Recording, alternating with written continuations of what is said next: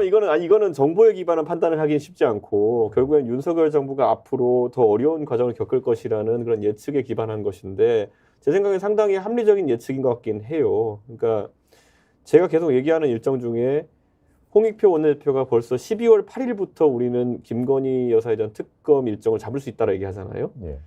근데 어떤 길어봤자 이제 김진표 의장이 어떻게 판단하시냐에 따라 다르지만은 12월 말쯤 돼가지고 표결을 할 거란 말이죠. 근데 이 판단 이후에 전국이 어떻게 돌아갈지는 진짜 미궁 속에 빠지는 겁니다. 네. 예를 들어 12월 말에 특검이 개시되면은 그러면은 한 2달 정도 준비 기간 뒤에는 이제 실제 수사 활동이 시작되는 거거든요.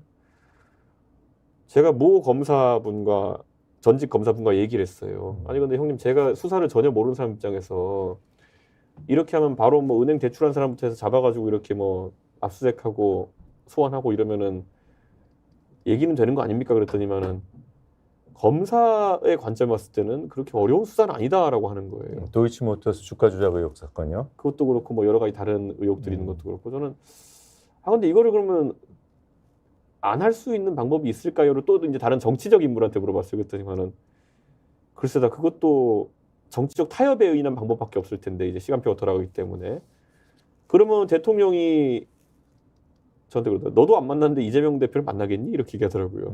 네. 그럼 이재명 대표와 뭐 타협을 하는 모양새를 지금 갑자기 보이는 것도 이상하고 결국 이 시계는 돌아간다. 둘 다 신당 시계랑 특검 시계는 둘 다 돌아간다. 네. 그럼 대통령은 지금 굉장히 이중고를 겪고 계실 거다. 이런 얘기를 하더라고요. 그럼 지금 외국 다닐 때가 아니네요. 골치 아프니까 외국 다니셔야 된다니까요. 그 여기서 화를 내가지고 사고 치면 어떻게 할 거예요? 특검법 거부할 가능성은요? 통과는 될 거고. 공정과 상식을 주장하는 윤석열 대통령께서 다른 법은 하더라도 예. 거듭 말씀드리지만은 김영삼 대통령도 자기 자제분을, 김대중 대통령도 자기 자제분을 구속해서 재판에 넘길 수밖에 없었어요. 예. 그런데 만약에 윤석열 대통령이 김건희 특검을 거부권 행사한다? 이건 진짜 금과 옥조처럼 얘기하는 공정과 상식에 벗어나는 거죠. 그렇지만 제가 볼 때는 윤석열 대통령은 그러한 것을 초월한 분이기 때문에 저는 거부권 행사하리라고 봐요. 그러면은 진짜 그것은 더 좋은 소재가 돼서 역풍 맞죠. 제가 이 특검권 관련해 가지고요. 제가 국민의힘의 의원들 요즘 만나거나 아니면 전화할 때마다 많이 물어보거든요. 어쩔 겁니까? 당 차원에서는 그렇게 하면요. 99.9% 모든 사람이 어떻게 할지 모르겠다는 답을 합니다. 네. 반대가 아니라. 그러니까 이건 지금 무대책 상황이에요, 당은. 그리고 결국 키는 대통령실에 있다라고 다들 판단하는 것 같아요. 결국 거부권 행사를 결정해야 되는 주체니까요. 저는 제가 예를 들어 윤석열 대통령 앞에 계신다 하더라도 무슨 조언을 드릴 수가 없어요. 예. 왜냐하면 당신께서 정치적으로 풀 의사가 없으니까, 아니, 풀 용기가 없으니까. 결국엔 그러면은 그리고 당신께서 권력에 대한 수사를 제일 많이 해보셨기 때문에 이게 어떻게 흘러갈지도 너무 잘 알고 계실 거 아니에요. 네, 아까 제가 말했던 것처럼 저희 방식으로 싹 이제 가가지고 부르는 겁니다. 이제 선거는 4월인데 3월 초쯤 2말 3초부터 활동 시작해가지고 싹 다 소환하고 싹 다 압수수색하고 이러면서 계속 한 달 동안 그만 하는 겁니다. 예, 지지고 볶고 그게 선거에 어떤 영향을 미칠지에 대해 가지고는 글쎄요. 그래서 거부를 할 경우에 받을 역풍과 지금 수용했을 때 일어날 2말 3초부터 일어날 이런 정치적인 어떤 뭐 여권으로서는 당연히 간표 요인이겠죠. 여권이 절대 그걸 용납 못합니다. 대통령한테 진짜 반기가 들어요. 왜냐하면은 저는 거부권을 행사하라고 그렇게 요구한다고요? 못하죠. 받으라고 그렇게. 받으라고 얘기할 수밖에 없어요. 여권은. 자기들이 다 죽는데. 그건 왜 국회의원의 장점은 뭐냐? 바닥을 다니니까 민심을 알아요. 네. 그래서 오늘 누가 약간 반농담조로 얘기했던 게 뭐냐면은 차라리 받으시고 계속 해외를 다니시는 게 어떻겠느냐라는 얘기를 누가 하더라고요.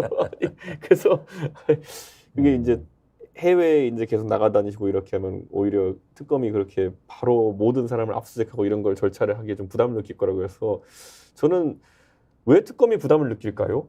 오히려 민주당이 이제 이번에 특검 추천권을 기본소득당이나 아니면 정의당에 줄 수 있다는 취지로 얘기도 했는데 그러면 예를 들어 특검을 누구를 임명하는가도 굉장히 국민들의 관심사일 텐데 네. 보통 두 사람에서 대통령 돌리지 않습니까? 만약에 이성윤 정진웅이면 어떡하냐는 거예요. 그러니까 이게 네. 대통령이 누굴 골라도 이제 골 때리는 상황인 건데, 네. 그러니까 이게 너무나도 지금 어려운 난제이기 때문에 저는 골치 아플 겁니다. 전망을 좀 해봐주십시오. 정상적인 사람은 자기에게 자기 가족에게 적용하는 기준이 훨씬 강해야 되는 거예요. 예. 그렇기 때문에 저도 늘 그 생각을 하지만은 지금도 미안하게 생각해요. 김대중 대통령의 두 아드님을 구속합시다 네.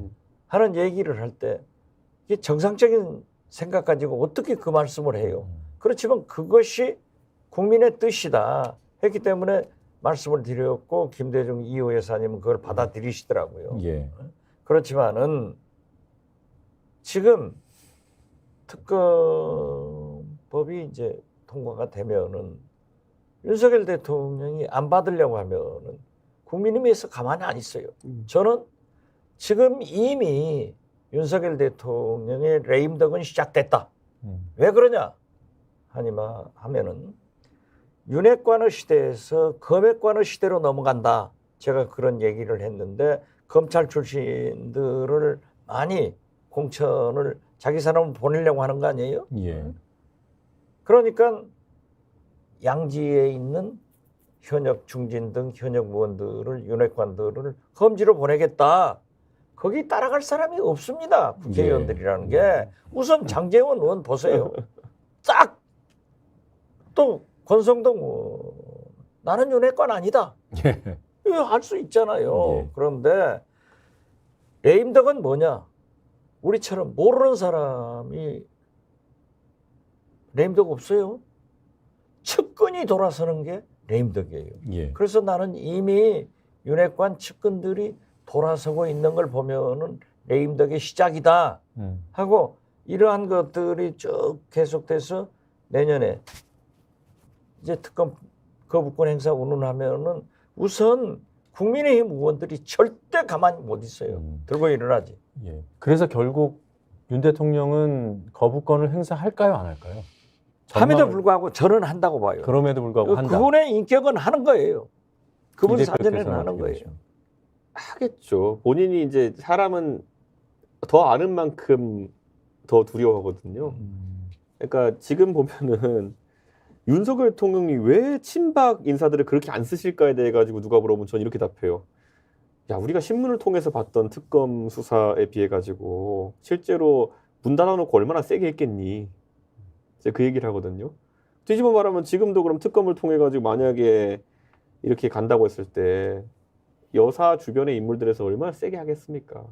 근데 그거를 감내할 수가 없는 상황이잖아요, 지금. 예. 네. 그렇기 때문에 저는 무조건 거부권 쓸 거다 이렇게 보는 거고요. 그와 함께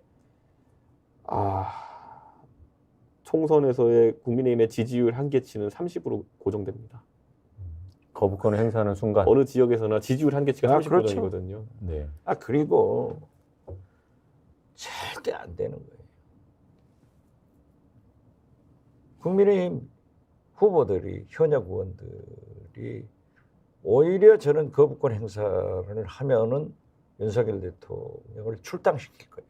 네. 탈당하세요. 이건 우리 정치사를 보면은 천하의 김영삼, 김대중, 노무현도 네. 자기 소속당에서 쫓겨났어요. 네.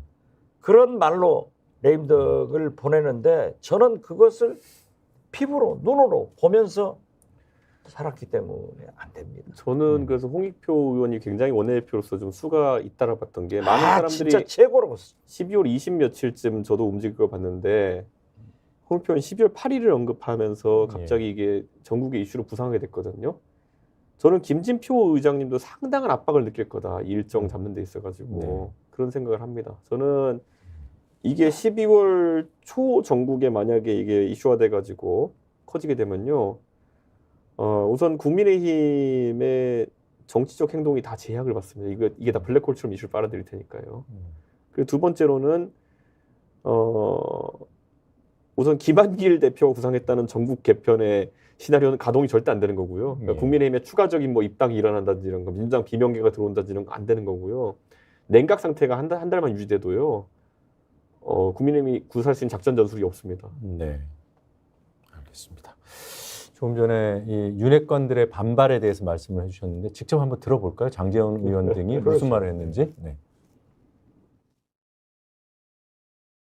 제일 중요한 건 당 지도부 및 중진, 대통령과 가까이 지내는 의원들은 총선 불출마를 선언하거나 아니면 수도권 지역에 어려운 곳에 와서 출마하는 것을 강력히 요구합니다. 소위 이제 대통령을 사랑하면 내려놓으라. 그러니까 인용한 혁신위원장이 그 얘기를 했잖아요. 그래서 저도 혁신위원장 개인 생각인지 대통령의 어떤 마음이 들어있는 건지 예. 이제 유심히 봤는데 제 결론은 우리 당 제 결론뿐만 아니라 당내 다수 중론은 대통령 주문이다.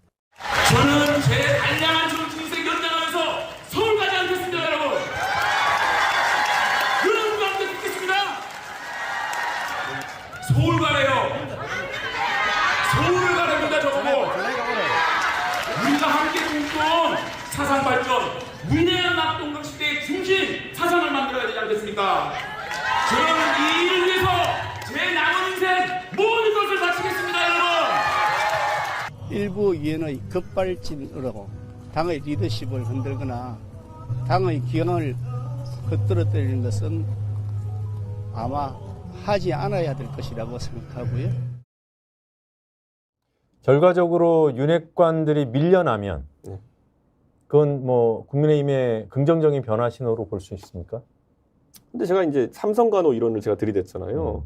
이게 뭐 근데 1년 전에 예측된 거지만 4선간호 할 타이밍이 그냥 온 겁니다. 그냥 구조적인 문제가 반복되는 거예요. 예. 그러니까 저는 뭐 4선간호 하시는 분들이 너무 웃겠지만은 뭐 대단한 이벤트는 아니다. 네. 오히려 이제 저희가 봐야 될 거는요. 많은 분들이 주목하지 않는 것 중에 김기현 대표의 진퇴에 대해 가지고 이제 관심 보일 텐데요.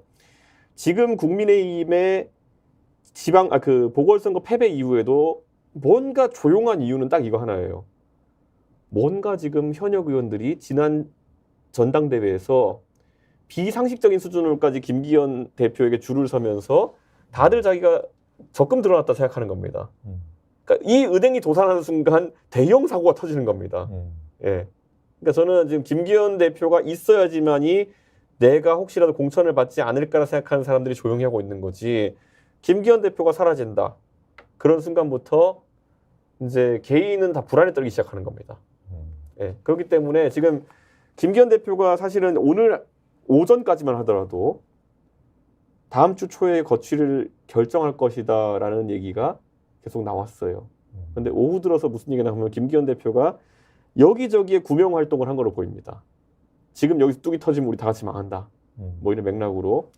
그래서 지금 김기현 대표가 또다시 생명 연장의 꿈을 꾸고 있다는 얘기가 나오고 있는데 사실 이게 당 대표를 그것도 여당 대표를 지내는 사람 입장에서 얼마나 불명예스러운 상황의 연속입니까? 지금 보궐선 끝난 다음에 어떻게 하지도 못하고 예.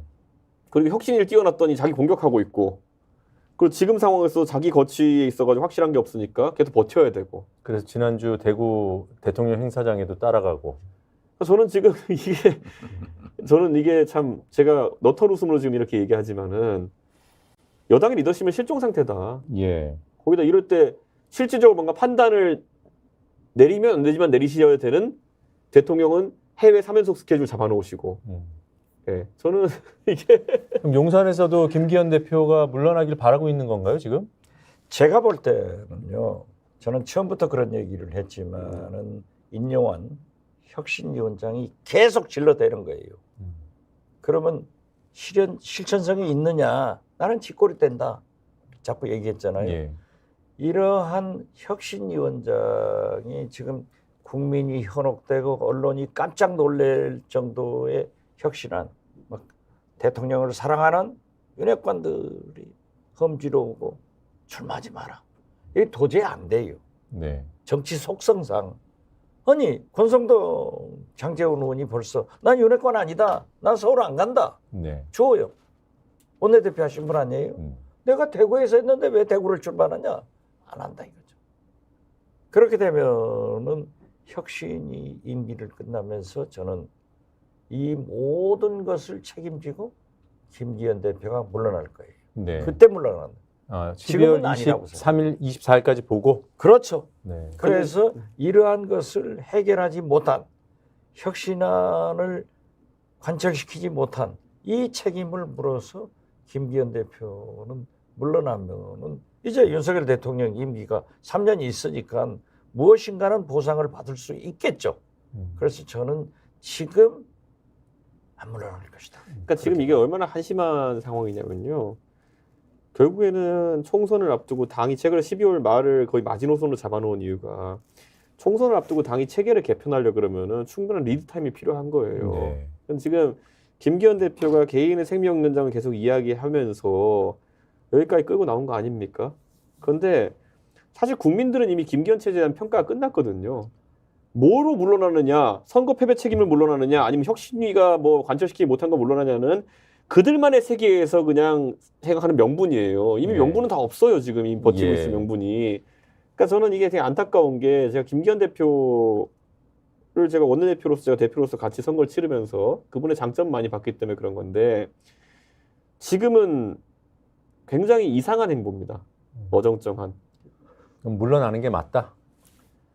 구명 활동하지 말고.